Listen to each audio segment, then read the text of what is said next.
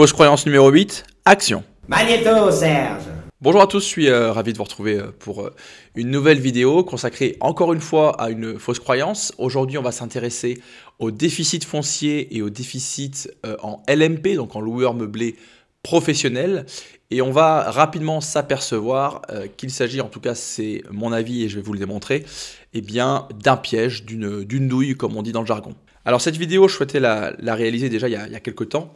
Mais il y a eu un événement il y a quelques jours qui a fait que j'ai décidé de vous en parler aujourd'hui. Cet événement, c'est le suivant, c'est le doublement du déficit foncier. Alors en fait, ce qui s'est passé, c'est que dans le but d'inciter les propriétaires bailleurs à rénover leur logement, notamment ceux qui sont qualifiés de passoires thermiques, c'est-à-dire dont le DPE, donc le diagnostic de performance énergétique, est classé F ou G, eh bien l'Assemblée nationale donc, vient d'adopter, dans le cadre du second projet de loi de finances rectificative de 2022, eh bien, tout simplement le doublement du déficit foncier. Donc concrètement, à compter du 1er janvier 2023 et jusqu'au 31 décembre 2025, tous les travaux de rénovation énergétique qui sont éligibles pourront donc être déduits dans le cadre du déficit foncier jusqu'à un plafond qui est donc de 21 400 €, contre un plafond qui était jusqu'à présent de 10 700 €. Alors, un rapide rappel sur le principe, le fonctionnement du déficit foncier. Alors, il faut savoir que lorsque vous exploitez un bien ou un immeuble en location nue et que vous déclarez donc les revenus fonciers, les revenus locatifs au régime réel d'imposition, eh bien, le déficit foncier, c'est-à-dire en gros le cas où les charges sont supérieures au loyer perçu, eh bien, il s'impute donc dans un premier temps sur les revenus fonciers, et ce sans limite de montant, mais que si les revenus fonciers sont insuffisants, l'imputation de ce déficit, alors déficit qui ne résulte pas des intérêts d'emprunt, d'ailleurs ça il y a beaucoup plus de détails dans la formation fiscalité volume 1 que vous trouverez gratuitement sur cette chaîne. Bref, je ne vais pas redétailler ça, tout est dans la formation. Donc l'imputation du déficit, elle va pouvoir s'effectuer sur le revenu global de l'investisseur. Et donc jusqu'à présent, ce déficit, il pouvait venir s'imputer sur le revenu global d'investisseur dans une limite de 10 700 € par an. Aujourd'hui, avec le doublement de ce déficit foncier, alors évidemment c'est sous condition, mais on va pouvoir imputer sur le revenu global jusqu'à 21 400 €. Alors quand je parle de revenu global, en fait ça intègre les salaires, les dividendes, etc. Et donc avec ce déficit foncier, en tout cas c'est comme ça que c'est vendu, vous allez pouvoir baisser votre imposition. Donc ça c'est le contexte du déficit foncier. Dans cette vidéo, on va également parler du déficit LMP, puisque vous allez voir que en fait il y a un piège sur les deux déficits. Le déficit en LMP, ça fonctionne entre guillemets de la même façon, même si on est sur des BIC, on n'est pas sur des revenus fonciers, mais encore une fois, vous allez trouver tous les détails du déficit LMP dans la formation fiscalité volume 2 cette fois-ci, également sur cette chaîne. Mais globalement, le déficit va également s'imputer sur les revenus globaux, et ce sans limitation, contrairement donc au déficit foncier qui est limité à 10 700 € par an ou à 21 400 depuis donc le doublement du déficit foncier. En LMP, le déficit s'impute sur les revenus globaux sans limitation. Donc maintenant, on va s'intéresser aux 5 raisons qui motivent mon positionnement par rapport à ces déficits et qui motivent cette vidéo. Pourquoi le déficit foncier était un piège? Raison numéro 1, on va parler des prélèvements sociaux. Alors c'est très simple. Lorsqu'un déficit foncier s'impute donc sur le revenu global, donc les salaires, les dividendes, etc., eh bien il fait naturellement baisser donc la base taxable qui est traitée fiscalement à l'impôt sur le revenu, c'est-à-dire qui va dépendre en fait de la TMI, donc de la tranche marginale d'imposition. Rapide et très simple exemple pour comprendre, vous avez une base taxable de 30 000 €, vous avez un déficit foncier de 20 000 € qui va venir s'imputer donc sur ces revenus globaux et donc sur ces 30 000 €, votre nouvelle base taxable sera de 10 000 €. 10 000 € qui seront donc taxés à l'IR et donc à votre TMI. Maintenant, si on était dans le cas où un déficit foncier ne s'imputait seulement que sur les revenus fonciers, eh bien, il ferait évidemment naturellement baisser une base de revenus fonciers taxables, qui sont ces revenus fonciers traités non seulement à l'IR, donc à la TMI, hein, comme les revenus de salaire, mais aussi traités socialement aux prélèvements sociaux qui sont au taux de 17,2%.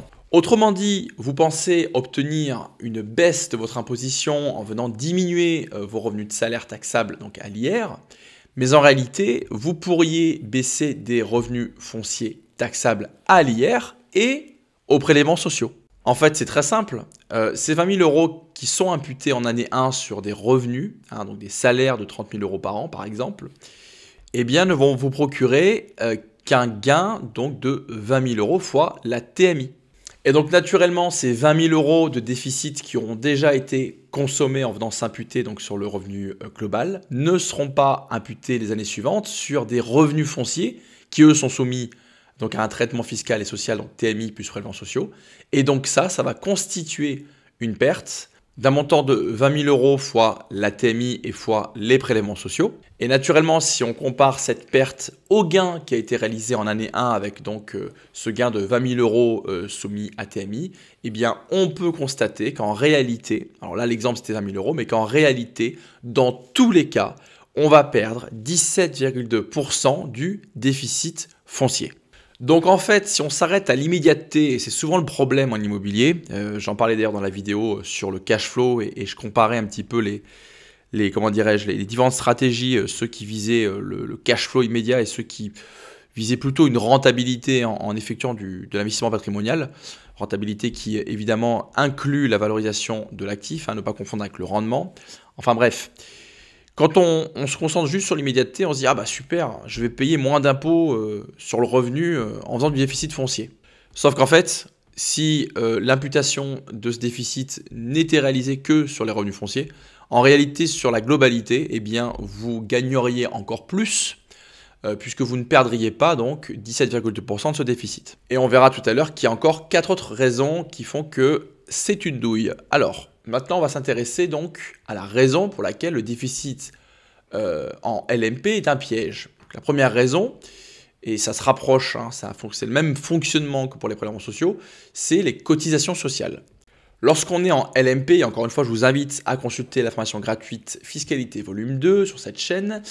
Donc lorsqu'on est en loueur meublé professionnel, notre base taxable, elle est traitée fiscalement, donc à l'IR selon notre TMI, et également socialement aux cotisations sociales, avec des cotisations sociales à un taux de 45% environ. Donc, comme pour les prélèvements sociaux pour le déficit foncier, si notre déficit s'impute, et là en plus c'est sans limitation de montant, sur notre revenu global, donc lorsqu'on est en LMP, eh bien naturellement, le montant de ce déficit ne sera pas imputé sur des revenus donc BIC, qui sont impactés donc fiscalement aux cotisations sociales. Donc on va perdre, c'est encore pire que pour les prélèvements sociaux, on va perdre 45% du déficit qui aurait été imputé sur les revenus globaux. Alors le taux est de 45% pour le SSI, mais en réalité la perte va être plutôt aux alentours des 31-32%, puisqu'il faut savoir qu'en LMP, le SSI est déjà inclus dans le BIC taxable.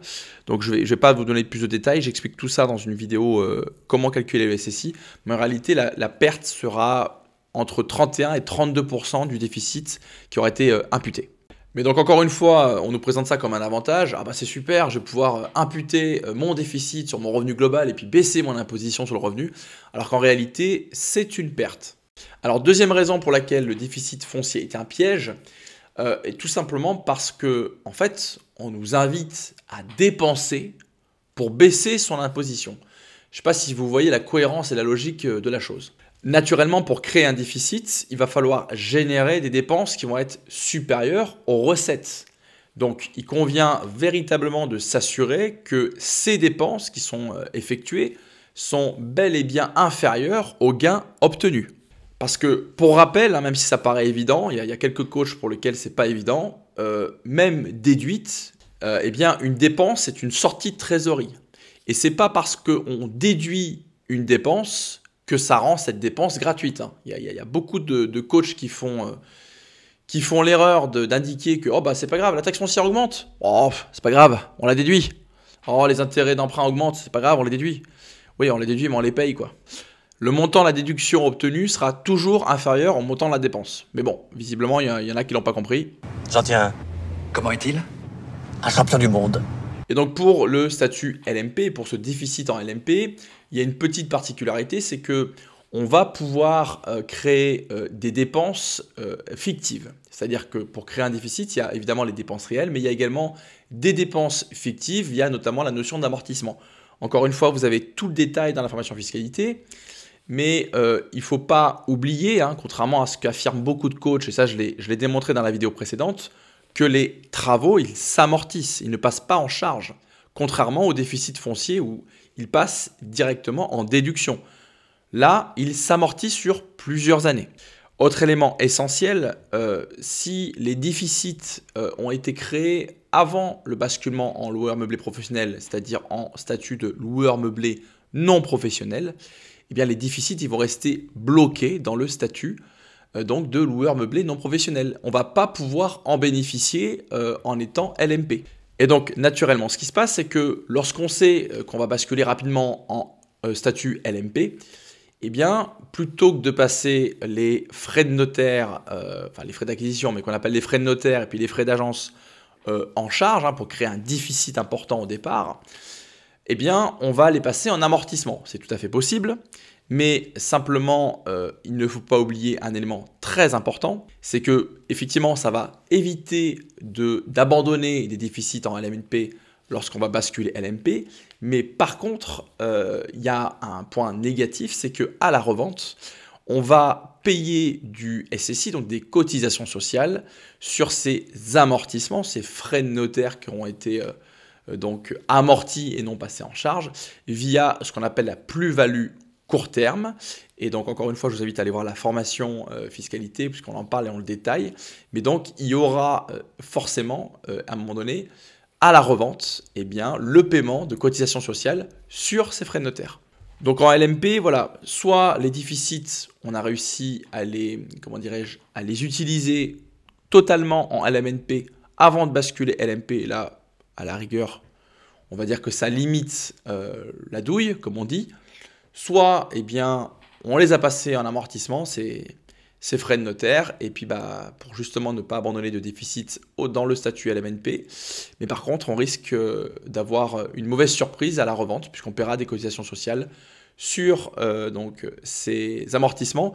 Et je précise que même si on fait partie des conditions d'exonération de la plus-value en LMNP, les cotisations sociales restent redevables. Autre point de vigilance, et celui-là il est très important également, la baisse d'impôt hein, en déficit foncier, elle ne s'applique qu'une année. Alors, elle peut s'appliquer sur 2 années si on est dans le cas particulier, mais qui est tout à fait possible, hein, où on paye des travaux sur 2 années, hein, c'est-à-dire que j'ai un immeuble, je réalise 200 000 € de travaux, je paye 100 000 € en décembre 2022, je repaye 100 000 € en janvier ou en février 2023. Effectivement, là, on pourra bénéficier de l'imputation du déficit foncier donc sur 2 années. Mais donc, généralement, la base d'impôt, elle ne va être possible qu'une année, d'accord? Et si jamais il y a encore un surplus hein, de déficit, eh bien, ce surplus sera stocké et déduit uniquement des prochains revenus fonciers sur 10 ans maximum.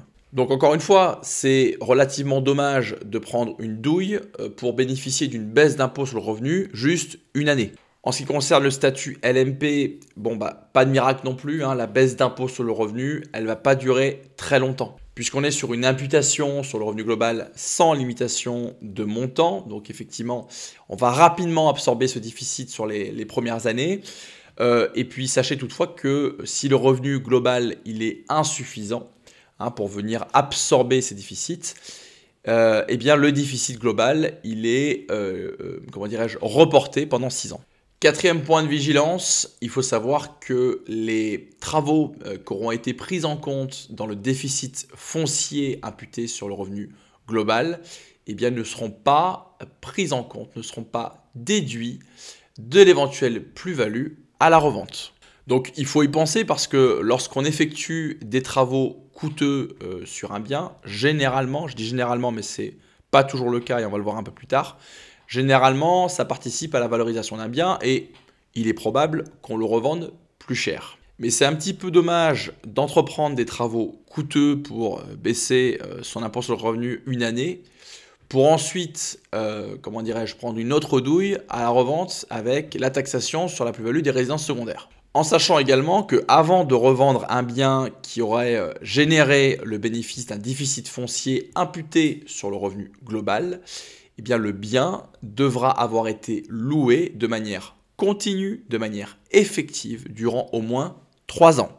Autrement dit, ça va vous obliger à louer et à ne pas vendre jusqu'au 31 décembre de la 3e année qui suit l'imputation du déficit sur le revenu. En ce qui concerne le statut LMP, donc le déficit LMP, c'est vrai que si on souhaite créer un fort déficit et qu'on compte sur des travaux pour créer donc du déficit, je l'ai dit tout à l'heure, je le rappelle, les travaux s'amortissent.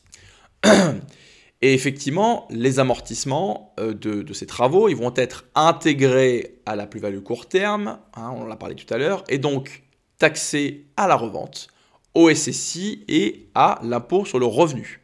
En précisant également que l'exonération est possible pour la plus-value en LMP sous condition, c'est-à-dire si le chiffre d'affaires est inférieur à 90 000 euros et que l'activité LMP est supérieure à 5 ans, mais cette exonération ne concerne pas les cotisations de la plus-value court terme. À la boulette. Autrement dit, tous les travaux que vous aurez effectués dans le but de créer du déficit, eh bien, à la sortie, à la revente, vous paierez des cotisations sociales sur ces travaux qui auront été amortis pendant plusieurs années. Autre point de vigilance qui concerne les deux déficits, à savoir le déficit foncier et le déficit LMP, et c'est vraiment très important de le comprendre. Il y a un danger d'effectuer des travaux coûteux dans des zones à faible prix du mètre carré. Je m'explique. Souvent, les formateurs vous indiquent qu'il faut investir dans des biens bien pourris pour optimiser sa fiscalité et dans des zones rurales ou populaires, bon, à fort rendement. En tout cas, à fort cash flow. Alors, j'ai démontré dans ma dernière vidéo Fausse Croyance que le zéro impôt était une énorme illusion, que ce soit via des travaux, via du rachat de biens pourris, etc. Bon, j'ai tout démontré, chiffres à l'appui, avec un logiciel professionnel. Mais je vais repréciser quelque chose de très important lorsqu'il s'agit de créer du déficit. Il faut savoir qu'à peu de choses près, si vous réalisez la rénovation totale de 100 mètres carrés dans une zone rurale ou populaire et ces mêmes travaux dans une zone tendue, je dis bien à peu de choses près, le prix du mètre carré de la rénovation va être le même. C'est-à-dire que concrètement, si on prend un exemple d'une rénovation complète à 1 000 euros du mètre, si on rénove 100 mètres carrés, ça va nous coûter 100 000 euros. Le problème, c'est que ces formateurs, ils vous demandent d'investir dans des zones donc, à faible prix du mètre carré, donc pour avoir du rendement, du cash flow, etc. Mais si vous investissez par exemple dans une zone donc, dont le prix s'achète à 1 000 euros du mètre carré et que vous investissez des travaux à 1 000 euros du mètre carré en rénovation, ça va vous coûter au total 2 000 euros du mètre carré. Si vous êtes dans une zone qui ne se revend pour un bien rénové qu'à 1 500 euros du mètre carré, eh bien, vous aurez perdu de l'argent. C'est pour ça que c'est fondamental lorsque vous investissez, même dans du locatif, de toujours penser à la revente et à la notion de valorisation. Je mets 100 000 euros de travaux. Est-ce que je vais m'y retrouver quand je vais revendre? Ne pensez pas qu'à l'immédiateté, ne pensez pas qu'au cash flow, qu'au rendement. Pensez également à la rentabilité. Il y a une vidéo qui a été faite l'avant-dernière, la Fausse Croyance 6. Et franchement, je pense qu'elle est vraiment utile cette vidéo parce qu'elle va vous permettre de comprendre que l'immobilier, c'est du long terme. En tout cas, c'est une vision globale et qu'il faut penser enrichissement global. Et justement, le meilleur exemple pour, comment dirais-je, illustrer l'importance de prendre en compte la notion d'enrichissement global, eh bien c'est justement cette notion de déficit foncier, de déficit LMP, avec des annonces de nos hommes politiques. Regardez, on va vous aider à améliorer vos DPE, on va doubler le montant du déficit foncier. En réalité, quand on creuse un petit peu, on se rend compte que c'est une énorme douille. Enfin, en tout cas, c'est mon sentiment et j'espère vous l'avoir démontré. Et encore une fois, il suffit simplement de se projeter sur une durée un peu plus longue et de se dire, bon bah, allez, est-ce que si je renonce à, comment dirais-je, à cette réduction d'impôt sur mon impôt sur le revenu, est-ce que éventuellement ce serait pas plus pertinent pour la suite? Bah oui, là en l'occurrence oui. Bon bah ce qui veut dire que évidemment vous pouvez pas décider de refuser une imputation sur le revenu global, mais peut-être ça va vous orienter sur un autre type d'exploitation. Donc pour conclure, et désolé pour tous ceux qui sont fans du déficit foncier, mais si on est en déficit foncier, déjà ça signifie qu'on ne gagne pas d'argent. Ça signifie également donc qu'on perd la déduction des prélèvements sociaux sur le déficit. Ça signifie également qu'on doit dépenser de l'argent pour effectuer des travaux qui ne seront pas déductibles de la plus-value pour économiser de l'impôt sur le revenu. Impôt qui sera économisé seulement sur une année avec, évidemment, on l'a dit également, l'obligation de louer en nu 3 ans minimum. Pour le déficit en LMP, on l'a dit, on perd la déduction du SSI sur le déficit imputé sur les revenus globaux. Également, prenez en compte le fait qu'on va devoir dépenser de l'argent pour effectuer des travaux qui vont être amortis sur plusieurs années et qui évidemment vont alourdir la taxation de la plus-value, avec notamment la plus-value court terme, et ce pour économiser de l'impôt sur le revenu sur une période courte. Pour toutes ces raisons, que ce soit déficit foncier ou déficit LMP, vous l'avez compris, c'est une douille. Comme pour toutes les autres vidéos ou formations, les slides que vous voyez à l'écran sont regroupés dans des PDF qui sont offerts aux contributeurs d'une page Tipeee, page de soutien de la chaîne. Évidemment, tous les contributeurs du pack des PDF et e-book se verront offrir ce PDF. Il sera rajouté en fait sur le lien du Drive. Donc n'hésitez pas à me contacter ceux qui n'ont pas ce lien. Je vous souhaite à tous et à toutes d'excellentes fêtes de fin d'année, d'excellents projets immobiliers en avance pour l'année 2023. Je vous dis à très bientôt. Je vais revenir avec d'autres vidéos fausses croyances et d'autres formations que j'espère complètes, réalisées avec des professionnels. Prenez bien soin de vous et un grand merci encore pour votre soutien. N'oublions pas que de son point de vue, nous nous ressemblons tous.